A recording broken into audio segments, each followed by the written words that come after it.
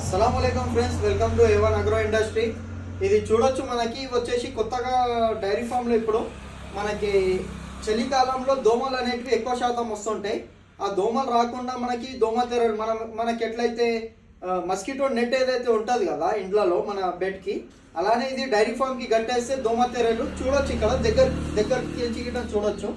దోమలు కానీ ఈగలు కానీ ఏవి గిట్టంగా లోపల వెళ్ళడానికి వీలు ఉండదు. దీని సైజ్ వచ్చేసి లెంత్ వచ్చేసి 5 ఫీట్స్ ఉంటుంది. 5 ఫీట్స్ నా హైట్ వచ్చేసి 5.2 ఉంటుంది. 5 ఫీట్స్ లెంత్ ఉంటుంది. బ్రెత్ వచ్చేసి 50 మీటర్స్ ఉంటుంది. 50 మీటర్స్ అంటే 150 ఫీట్లు వస్తుంది.